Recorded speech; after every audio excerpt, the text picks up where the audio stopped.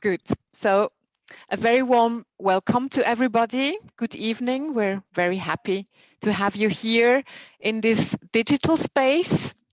We're very happy to have Yael Davids with us tonight. She will talk about her work, but also about the concept of her exhibition at the Migros Museum für Gegenwartskunst. Thank you very much for being here and having accepted to do this also in the digital space. I suppose most or everybody that is here tonight knows about the show that opened a bit more than 2 weeks ago at Migros Museum für Gegenwartskunst in Zurich. The show is called One is Always a Plural. And I'm the collection curator and the curator of this exhibition. My name is Nadia Schneider-Willen. But saying this, we also have to clarify the roles because Yael is not only invited as an artist here in this show and at Migros Museum, she is also taking over a bit a curatorial role. So I suppose we will hear about that much more. But saying this, we were in a very intense dialogue for the last 1.5 years, and it was a very, very interesting experience. I always say this exhibition is not only an exhibition, actually. It's a project that is much more than an exhibition. It's actually really a research project, a project around the perception of art. It questions how and through which senses we approach art and also proposes alternative ways to do it. We invited Yael Davids as a performance artist, but also as a Feldenkrais practitioner to approach our collection and to do something with it. The outcome is actually a super interesting dialogue between works from the collection and also her own works. And what is super interesting within that concept is that there is not a focus on single works, but it's really about the relation, about what happens in between the works. The principles underlying the exhibition, Yael will talk much more precisely about it later, are drawn from the Feldenkrais method, a body-centered method that is based on movement and awareness. Yael examines the potential of the Feldenkrais approach for a totally different area than usually, the experience of art. As we really want the visitors, so actually you, to be able to experience this approach via body and movement, we propose several Feldenkrais lessons every week at the museum. So you are very, very cordially invited to participate.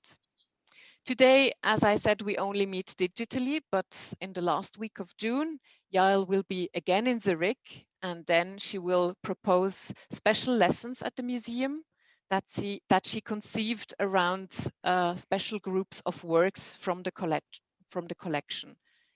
It would be very nice to be able to welcome you in person then. It's on the 24th, 26th, and 27th June. As I mentioned, One is Always a Plural is much more than an exhibition. It's a research project, and I mean this also in a literal way. From 2017 to 2020, Yael Davids was candidate of Creator Doctus, an artistic PhD initiated and supported by the Rietveld Academy. The exhibition in Zurich is the second iteration of the exhibition that resulted from this research. The first one being a daily practice that was on show at the Van Abbe Museum in Eindhoven last year and which was curated by Nick Eikens. Yael and I decided that we will skip the CV part tonight and to dip very deeply in the content quite quickly. So I'm delighted to hand over to you, Yael. And I'm very curious to hear what you tell us tonight. You told me you will give some focused insights on some of your works and also explain the concept of the project. So thank you very much for being with us tonight. And yeah, for having you here at the museum. The floor is yours. Okay, thank you very much and for inviting me, so for Migros to invite me, for Nadia and Marie for the long collaboration and patient, and for Stephanie and Marie for making this extensive Feldenkrais practice.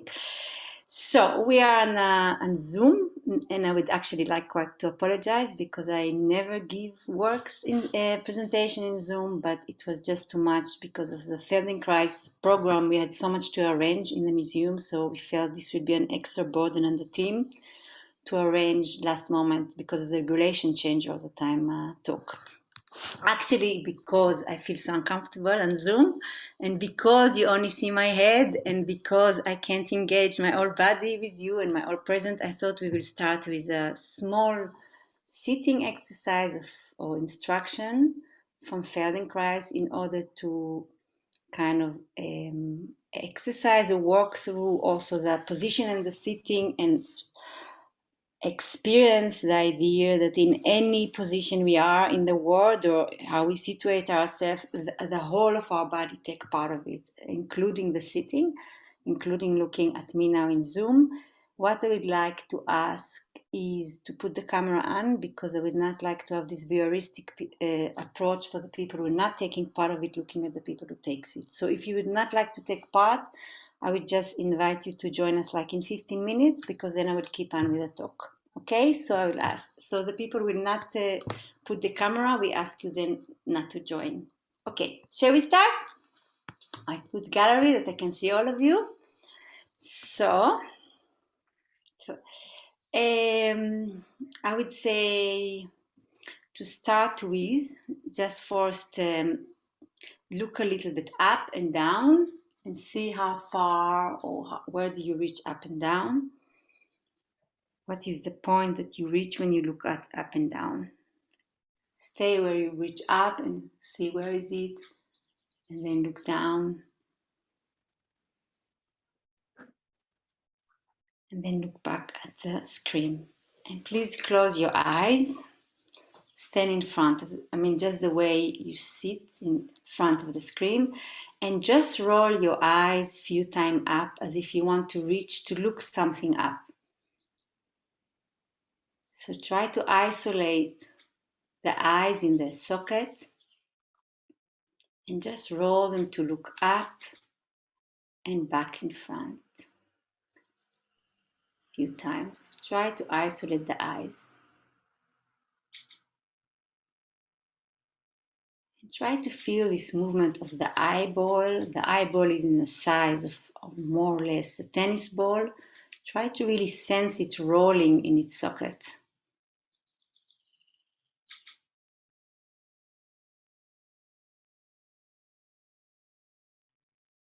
And then leave it a moment. And then as you sit like this with closed eyes, put your two hands under your sitting bone and feel these bones there is these two bones that you feel them. These are the sitting bone. So first try to sit behind the sitting bone. So as if you want to bend a bit. So you sit behind your sitting bone. So do this few times. You can take it now. So just do this few times. So you go and you sit behind your sitting bone. You can take your hand out.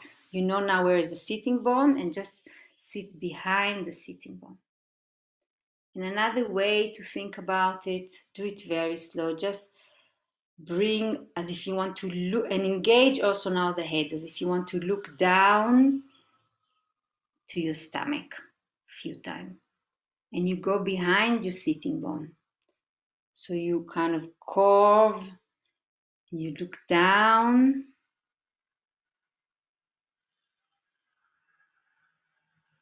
and you come again. So you go down behind your sitting bone and you look down on your pubic bone.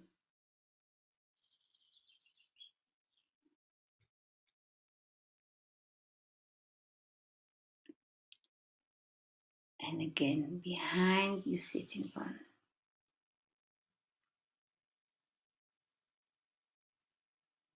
And now again, come to stand on the sitting bone. Really try to see if you feel the sitting bone. And then go and sit in front of the sitting bone. In order to sit in front of the seat, you can take your hand now to sit in front of your sitting bone. You really protrude your belly and your pubic bone down in front. So you can feel you sit in front of your sitting bone. And back to the center.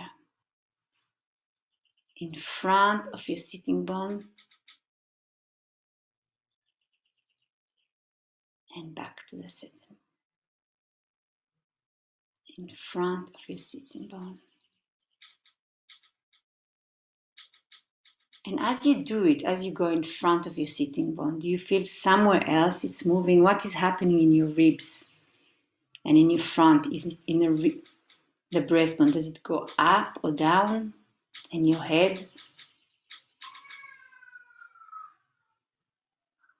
And now just go behind your sitting bone.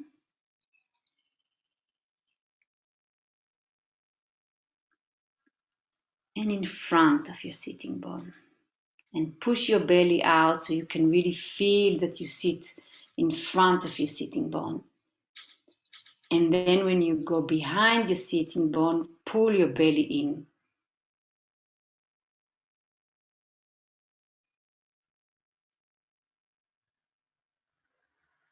And in front, push your belly out.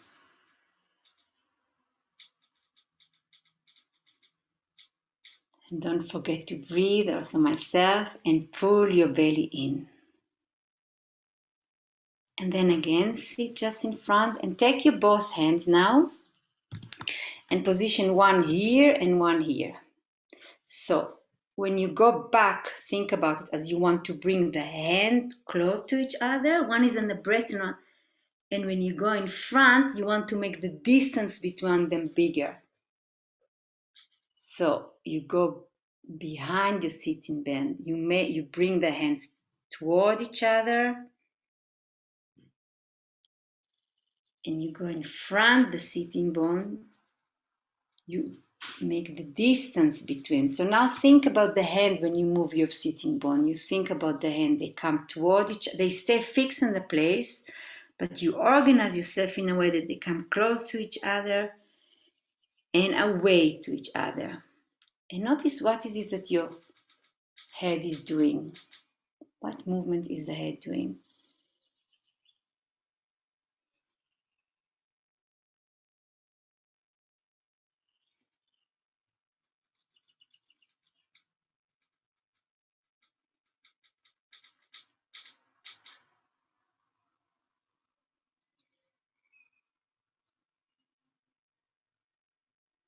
And leave it alone and come and sit a moment. Try to just imagine a moment where is your shoulder in relation to your pelvis, your knees in relation to your heel. Try to put your heel under your knees and sit more in the edge of the chair. And now just again what we did with the eyes, but do it with the head. You look up like in the beginning of the lesson and down.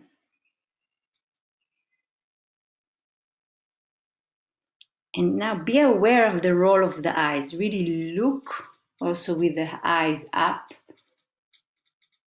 and looks with the eyes down, and this will take the head down. So we have this movement that we combine the eyes and the head. But now we'd like to combine it also with the work of the pelvis. So take the both hands again, put them one on the breast, one on the belly, and as you look down, make the hand close to each other. And as you look up, make the distance between the hand bigger. And push your belly out. And as you look down, pull your belly in. Sit behind your sitting bone and bring your two hands together, more or less. But do it softly. I know I'm not so soft now with my voice because of the situation, But try to do it softly in a way that works nicely for you and feel in a simple way, just that it feels good, that it feels gentle.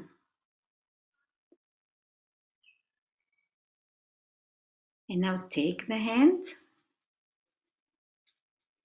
And again, just look down and up, but with your awareness, you want to combine the movement of the head, which is the heaviest part of our body, and the pelvis. So they're actually very much related because it is the spine who connect between them. And we want, when the pelvis moves, it moves the spine and the head with this. And now we try, when we look down, we roll the pelvis inward. And when we look up, we roll the pelvis upward and down. We go behind the pelvis and up. We go above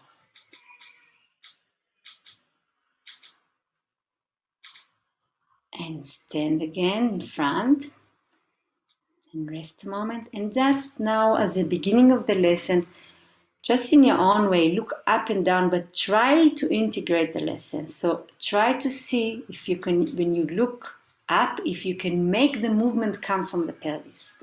So you know you want to look from up, but do something with the pelvis that there's more of you in the looking up. So it's not only the neck, it's more of you that looking up. It's a breast to open and look up, and it's more of you that looking down. So imagine really there is something up you want to go. That's what we call in Feldenkrais, it's functional movement. And there's something down there you want to look. And now there is something in front you want to look, and it's me.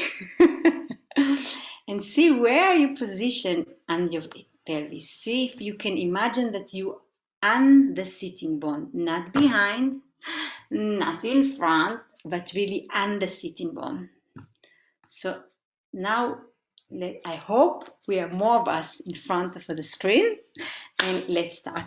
Okay, so okay, I will show a little bit of the works.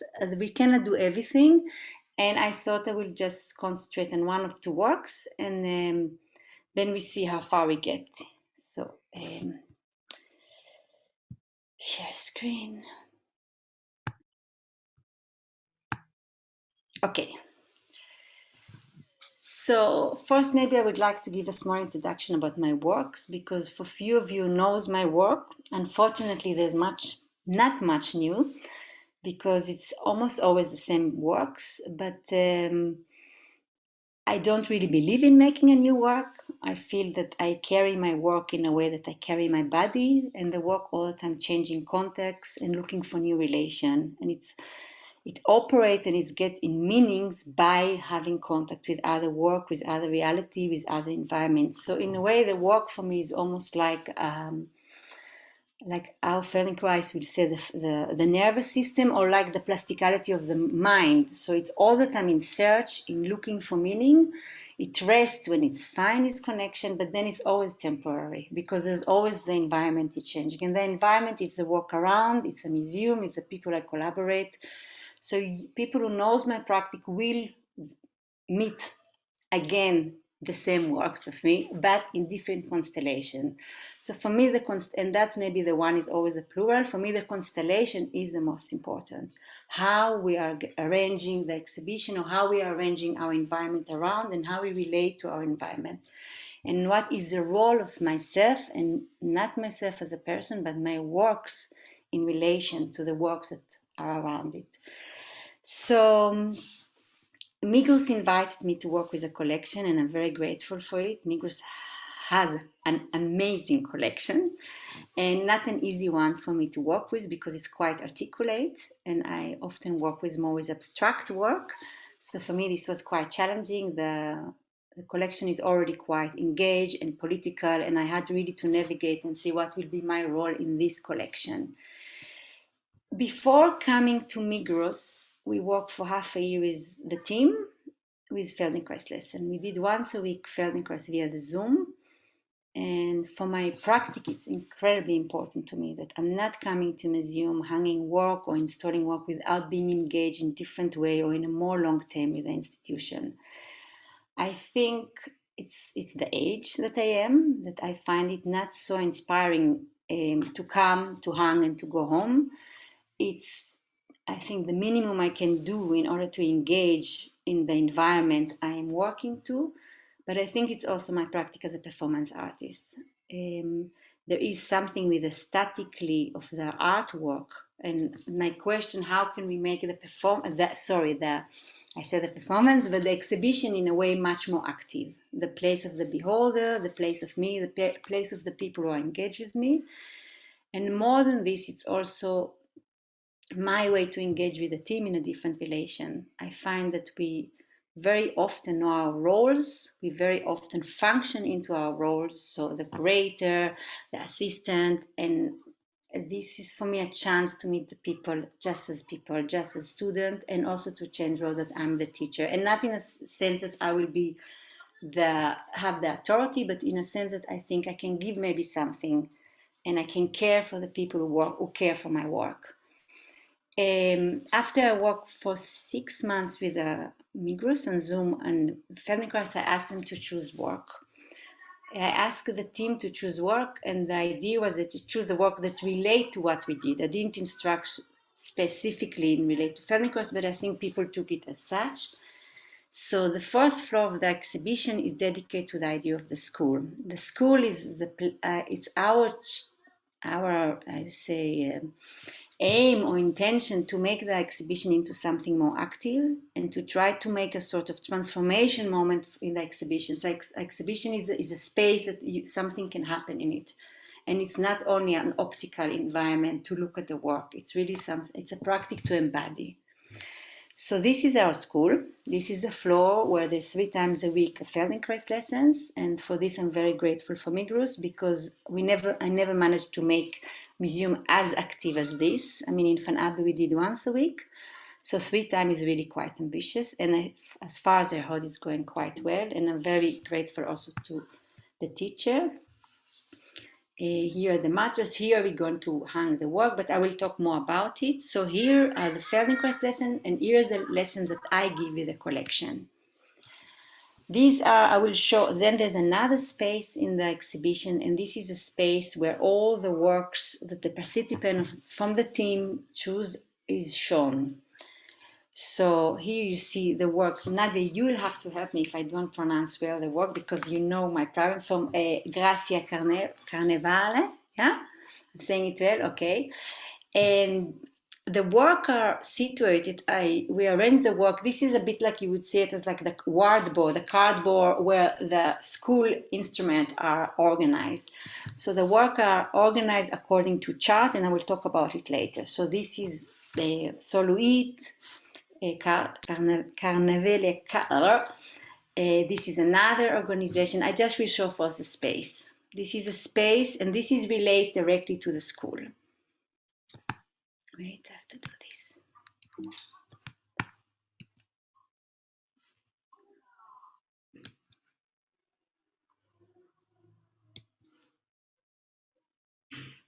Henrik Olsson. So as you see here, this is a chart that I create in relation for a few of the works. So how I work with this, so let's say what is my practice with the collection. I'm looking and I'm learning the collection or the choices of the student or of the team, and I'm trying to find few works that for me make a sort of relation. The relationship usually had to do with my practice in Feldenkrais as performance artist, and it's sort of elements in nature or in the way we position ourselves in the world, but really a physical elements that I can trace in the works, and I want to highlight them in the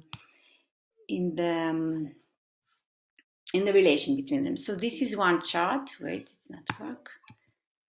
So this is a chart where I took works from Henrik Olsson, from Durham and Peter Wiegel.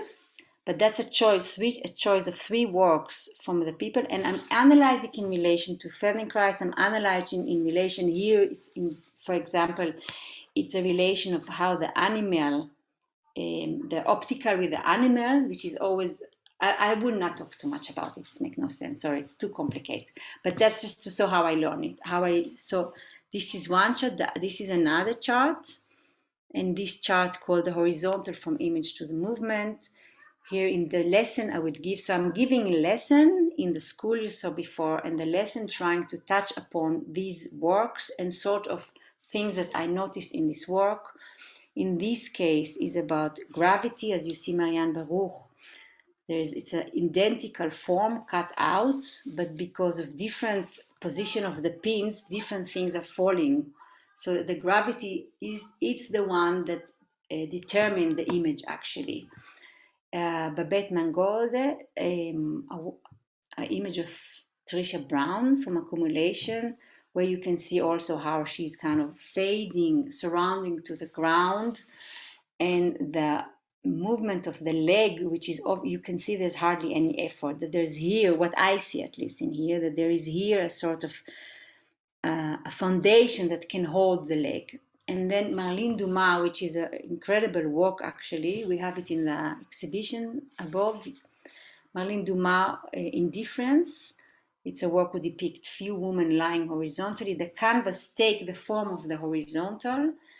And here also you feel this idea of, I feel it, I can't say you feel, I feel the surrounding, the letting go into the ground, and the weight and the gravity of the bodies into the ground. This is another chart.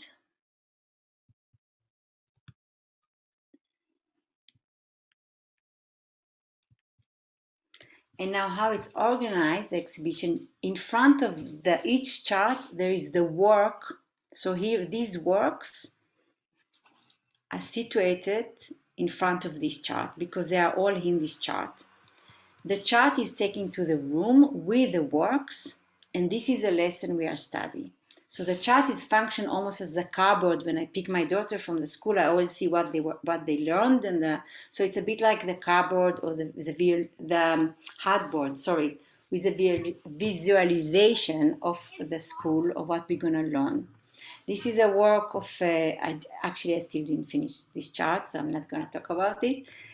And now coming to the exhibition, I would just like to scroll through the exhibition, and then I will just talk about two works actually. So this is a ground floor, and I cannot show all the exhibition, so it's only part of the exhibition.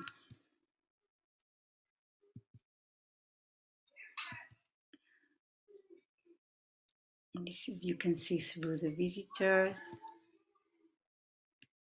This is a work of Merlike Landeman Ukles, and this work is actually in a staircase, and this is a relation between the ground floor and the up floor. And the ground floor, as I said, is more the school. In the up floor, so the chart for me function actually as sort of the nucleus of the exhibition. The way I learn the works in the chart is what I actually embodied after in the second floor, and this is the exhibition. I work with the elements, with the collection work in the same work I see in the chart.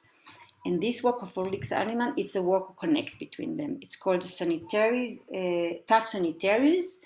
And here I worked with the concept of the staircase. So as people go, they are in a very close proximal to the work.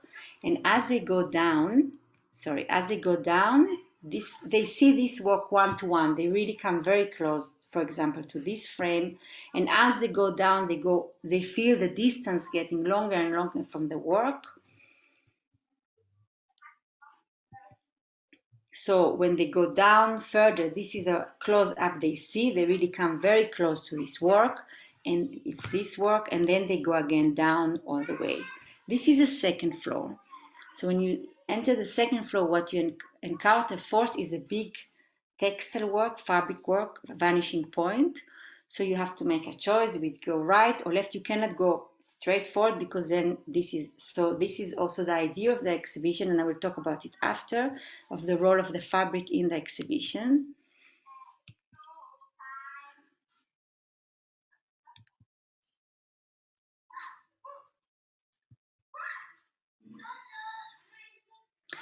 So maybe I can start. So the role of the textile, or let's say my role in the exhibition as I see it, or my the role of my work in general, I don't feel that my work is there to really express myself. I feel that my work is there in order to choreograph the movement of the beholder and to make a relation between the work. The textile function instead of the wall, the role of a wall often in exhibition is more, in a sense, for me to isolate elements from each other. But as I talk about my work, I don't believe in this isolation or in this idea that you can do a solo of one work. So for me, it's important that the textile is kind of radiating. You can still hear the other people. You can still see works through the textile. So works are always staying in relation to each other, but I still create a sort of more intimate or a very specific relation between each of them. But it is important to me that there is no isolation as such between one room and the other. So the textile actions emphasize relationship. This is like Hodler, and this is a clay work of me. Hodler got a commission to portray different workers or different class people. And I thought this gardener in relation to the earth, because it's work of it's a very, okay, I would not say too much, sorry. This is another works of me with the same, it's the clay leaning and glass under clay with Hodler.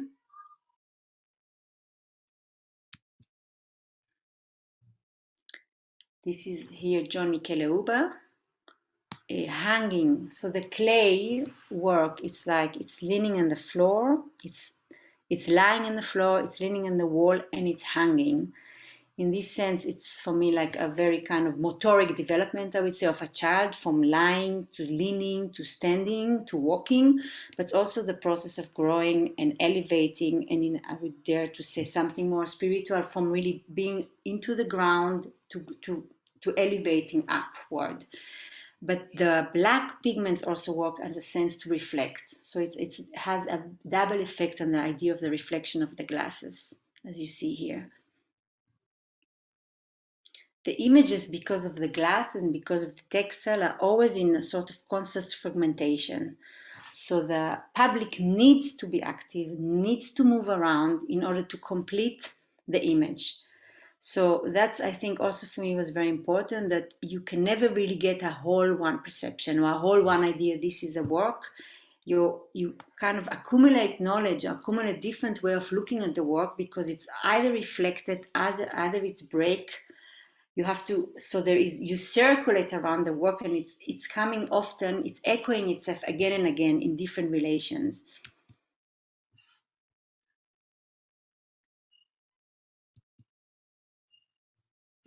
So this, and you can see this is the leaning glass and how it's reflect the Philippa Barrow and children on the floor. And then this is a glass work with bronze, and the glass work in a different way as a textile. So for me, the textile, I would say, how I see the works and the materials that I first do so this is Marlene Dumas, you see reflect through the messing and the glass.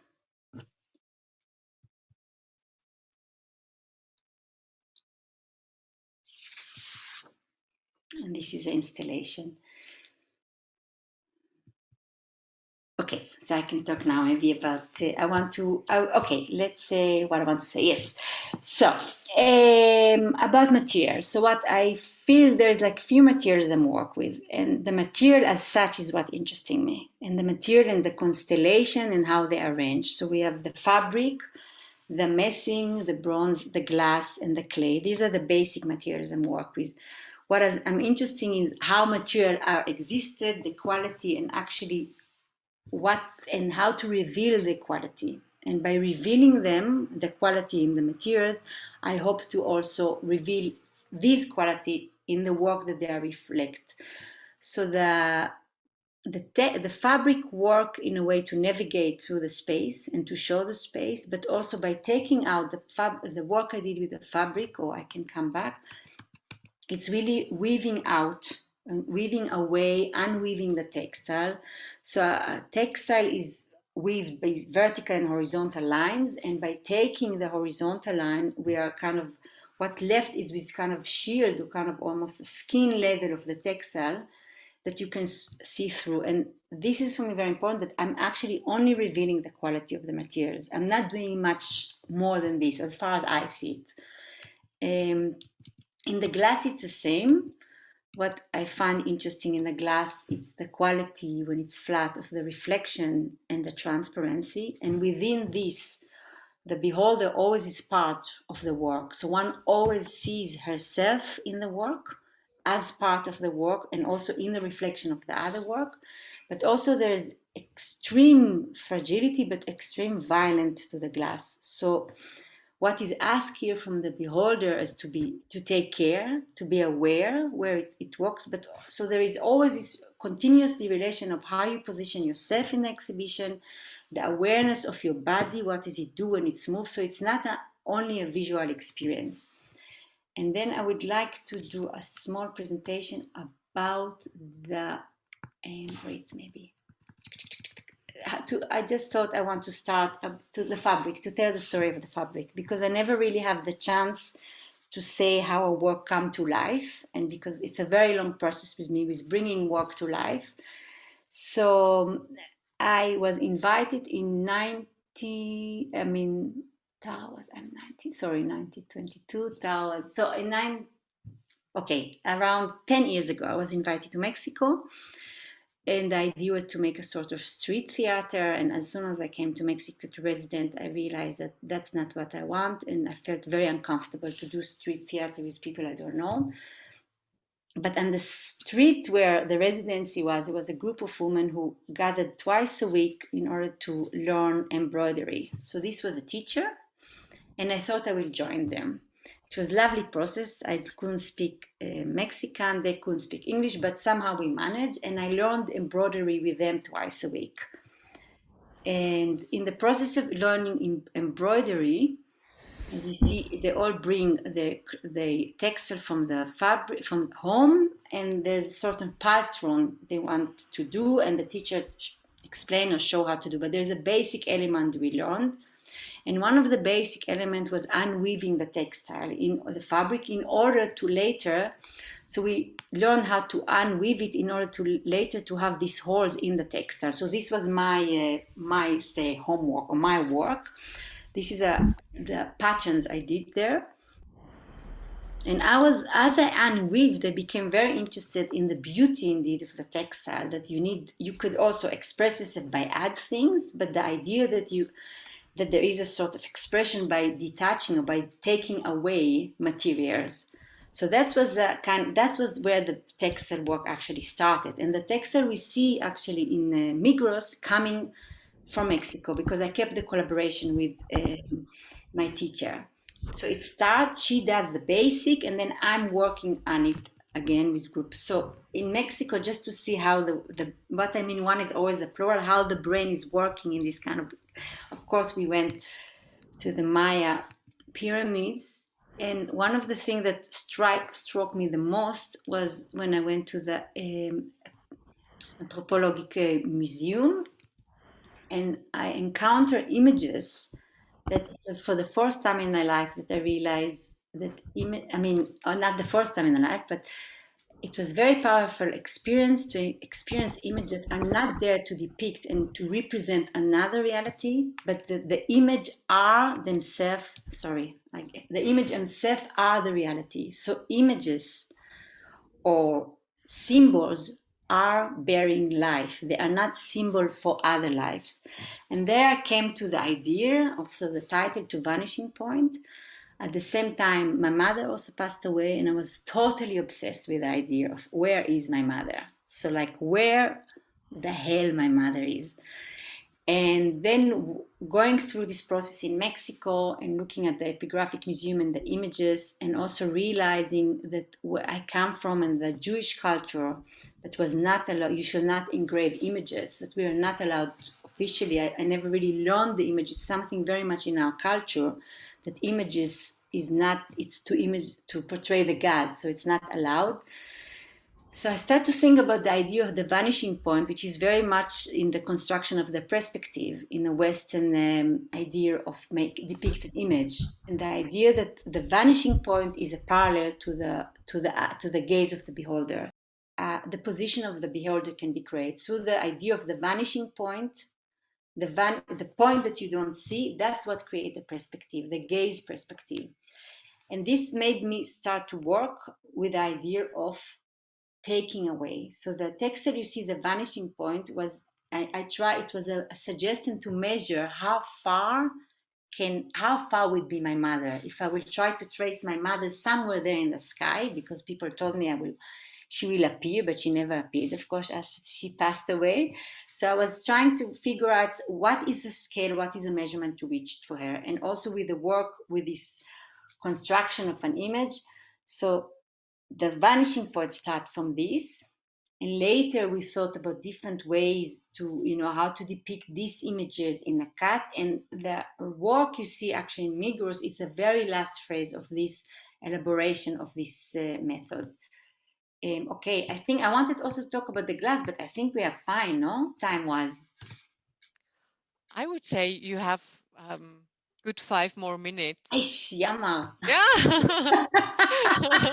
But of course, if you prefer that No, we I ask mean, you we could talk about questions, the glass, but I think it's a bit, people who knows me maybe a bit tired to hear it, but the glass have also sort of such a long narrative with my life, because I'm coming from originally a quite idealistic community. I grew up in Kibbutz Suba, and agriculture was the main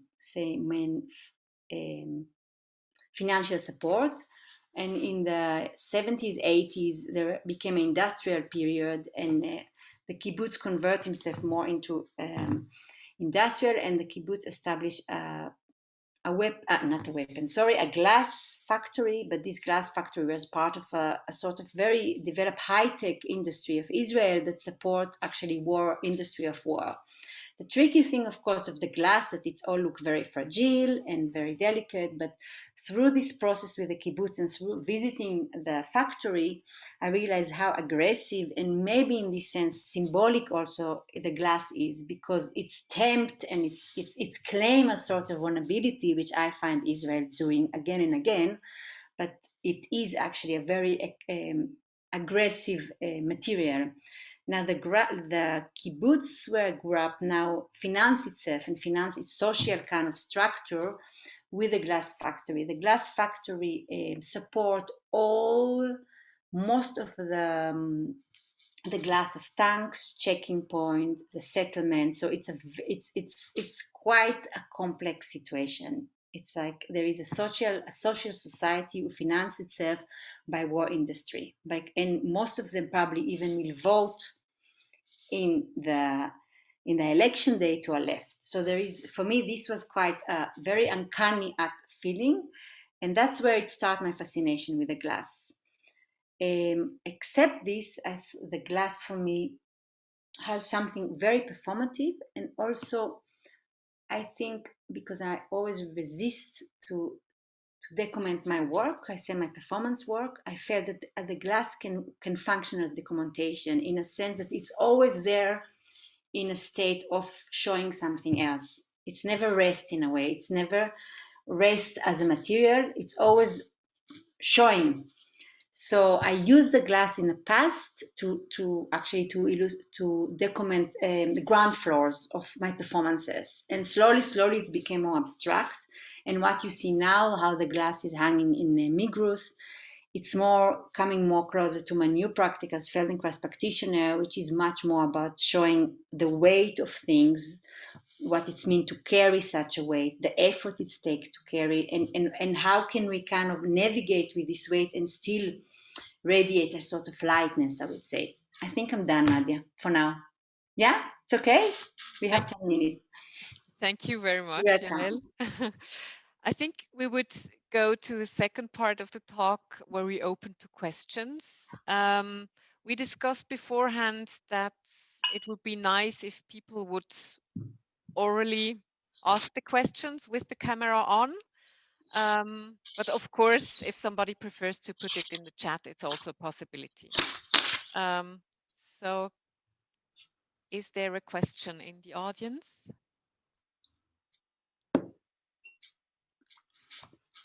Yes, daughter. First of all, congratulations. That's such an amazing exhibition. I was really blown away. Thanks. Really great.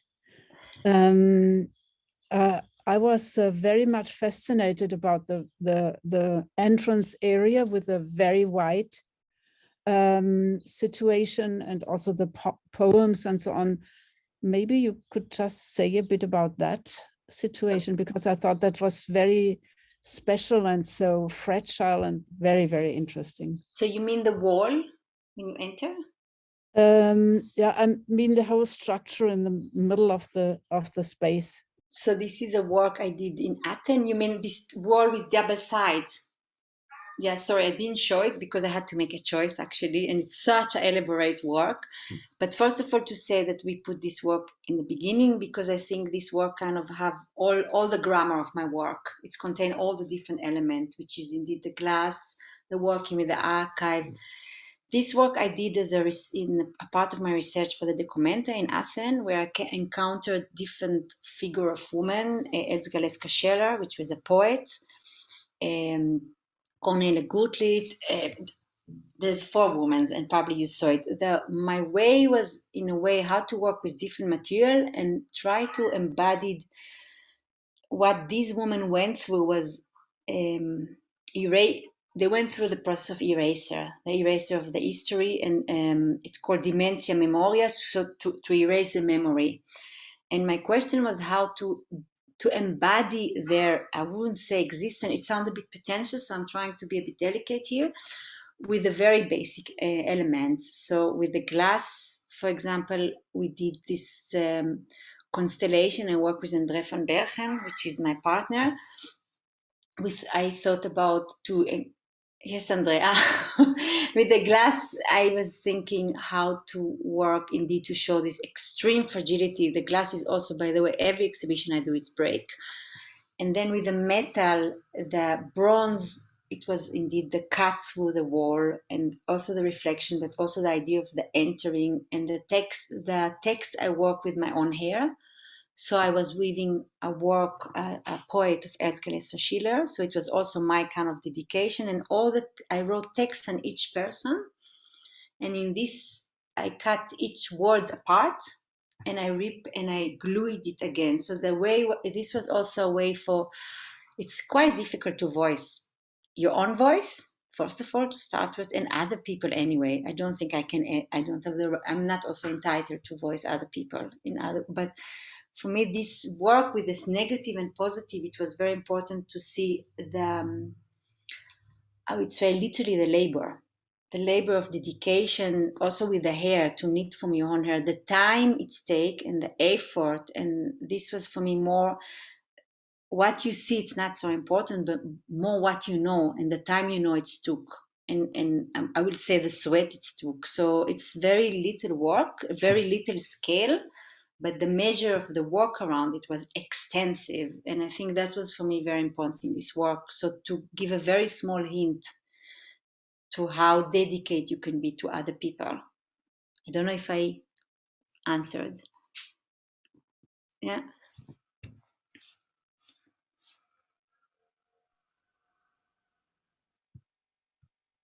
Some other questions from the audience?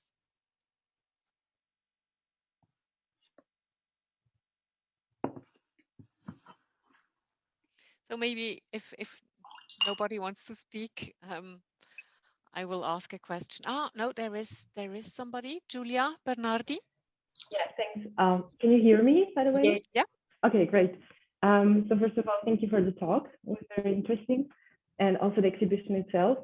Could you maybe also talk about the political dimension of the exhibition or your work, because I understood it also in a very social or like politically engaged way. So for example, like if I had to give an example in the first room that Dorothea Richter just mentioned, there's like the video Feldenkrais where he describes like how we learn things, and then at some point like we are not even able to like learn in a new way, sort of. So I understood this also in a very political way, in the way of maybe also questioning Western knowledge or perspectives. So I was just wondering whether you could talk a little bit about this political dimension. Yeah. Yeah, I don't know. It's political, I think maybe socio-political. First for political, just to say that, I mean, my previous work was, I would say, in a way more political, in a sense that in all my performances, I was quite critical about the state of Israel or political event. And I think with the Feldenkrais, I took a detour and I made a decision. It was for me, first of all, also quite difficult to keep criticize Israel, and I don't live there more than half of my year, but also I felt there is a status quo in the criticality. So you have to bring a new practice in order to keep uncriticized.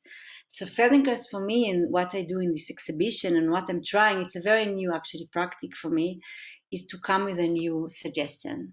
And Feldenkrais himself talk about choices.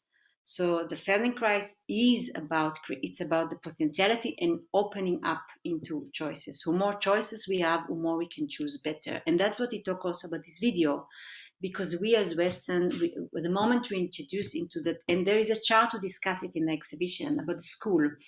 Feldenkrais talk about the nervous system, that we are far too young. We're starting to fix our gaze, which the brain autumn need to move. And this happened also just to say something extra, this practice started because my school entered the school system, my daughter. And this was very, very painful to me to see how little she learned and how badly she learned. And not because of her hair, but because of the whole system around her. So this was my way also of trying to understand how can I offer alternative for building exhibition in my way. Unfortunately, it stayed there in this way. But how can I offer a condition for learning? And of course, there's a lot of criticality, but I'm trying not to be so critical anymore because I used to be very critical, but I feel that it didn't take my life any further. So what I'm trying to do with this exhibition is to open other way of doing exhibition, another way of negotiating relation with the museum, with the building, with the collection. I think you froze a bit, no? She's frozen or only me? But Yes, I think she's frozen. Yeah. Yes. Is there another question from the audience? Linda, you have a question. You know everything, huh? I can ask a question. I can try. No, I mean, I've been interested in maybe how Feldenkrais, how it sort of relates to your performance work in your work, because you can say the way performance existed in earlier work, it's very much based on doing something collectively. But these movements are somehow always informed by the materials that people have to deal with. They have to replace them or, elevate them, or very, very, very basic, things to do together. And I think Feldenkrais, you do it collectively, but it's also very individually. And I think the movements are also somehow prescribed. So how is that for you? I mean, does that leave enough space to perform, or are you challenged? No, it's not. Oh, okay. No, it's not. But Linda, I think it was in the comment. It's very anecdotic what I would say. But first of all, you know, I'm aging, and it became quite difficult, the performance with climbing in the rope down and up, and it was really tough for me. Huh? And I remember in the comment two things. One, that I really couldn't make the rope. It was so difficult. I suffered. I hated it. I cursed myself, you know. And I was climbing. Here I am again. And then I thought, yeah, just do it in Feldenkrais way. Do what you teach your student. And it was a pleasure. But the other turning point was that when I was lying there, and there is a script, you know it by heart, it's about the bleeding woman, and it's taken from an article about a Palestinian woman who lost her child in a checking point. I saw people checking their telephone in front of me. And this was for me a moment that I thought, I cannot do it anymore. Because I am so engaged and my performance are so engaged, but it doesn't matter. It doesn't mean that the public is that engaged. And I think this gap really started to hurt me. This idea that I am there trying to kind of collect other voices and all these big words, but at the end somebody just, and it's everybody have the right to get bored, but it's I felt first time in my life really insulted for other reasons, not only for myself, for all the energy and money. And it's a art insulting, because I think it's often happened. We have so much to give, but there's so little interest. So there is my way. It's also, I think it has to do with where I am in my life. It's just that where I perform, I'm trying to be a performative teacher when I do the lesson with the collection, but I'm still not there. I'm not good enough. But I'm trying to make this kind of, so the student will really go through something that when they start, but not the regular lesson, the lesson with the collection, so it's really scripted. The lessons, if I have enough time and I'm working well, and I must say I'm not always that good, then it's all scripted. So it's actually very similar to the performance. But this time, people are closed eyes, and they're the one who kind of, they have to do it themselves. I'm not there to perform for them. And for me, that change became very important. But you know, sometimes it's boring. I'm just sitting there and I say, close your eyes. And I'm like, my God, this is going to be my life forever. It's like, really? I'm like, what did I do with my life, you know?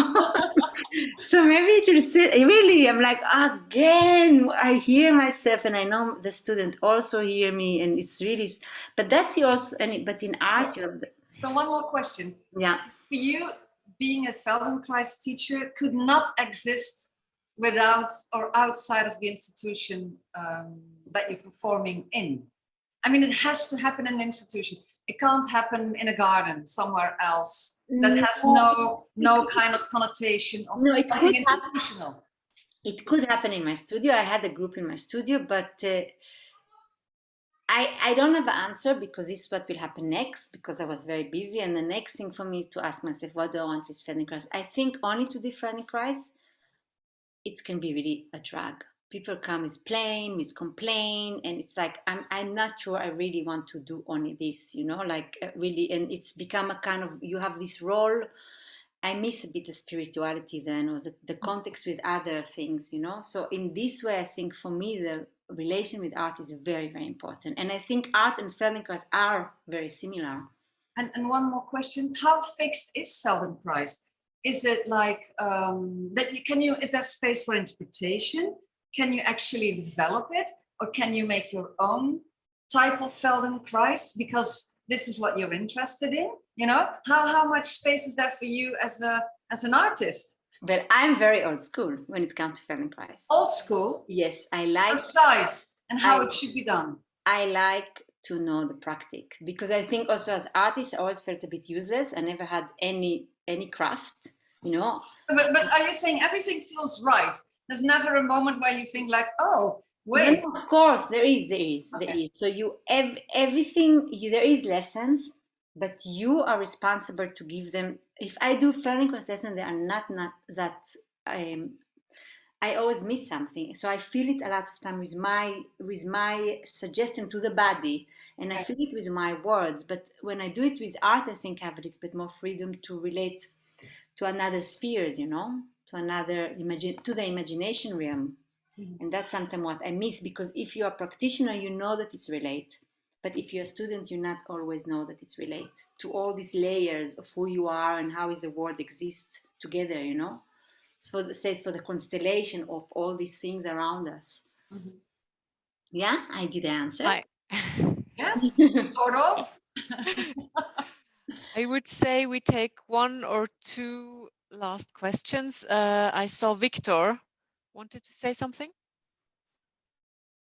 Yes, thank you very much, Yael, for this very insightful presentation.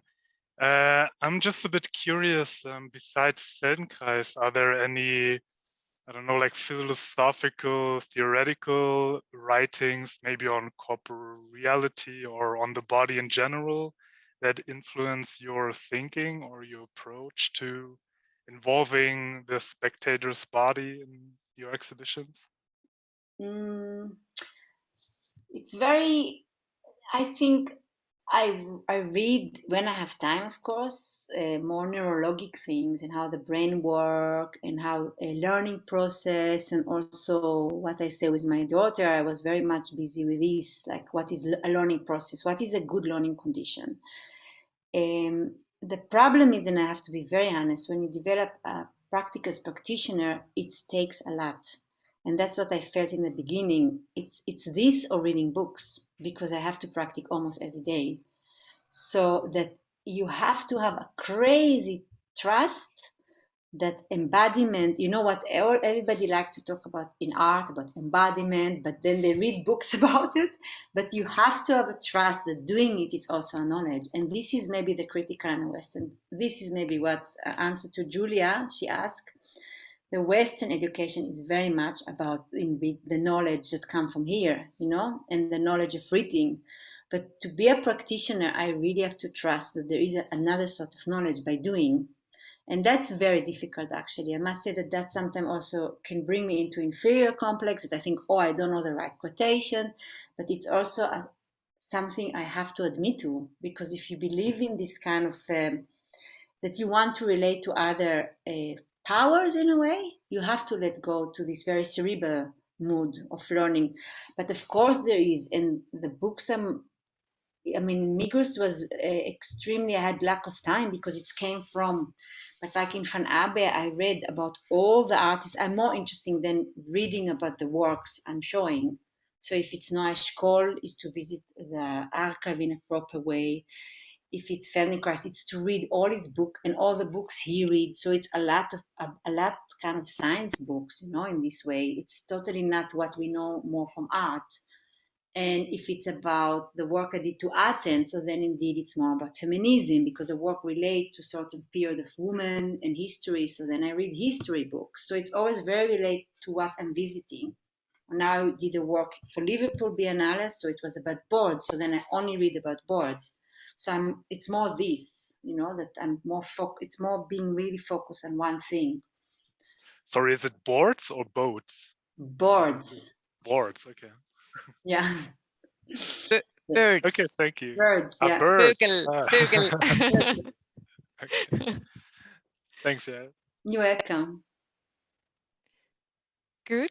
I would say We this call it was, a day. we call it today. We can.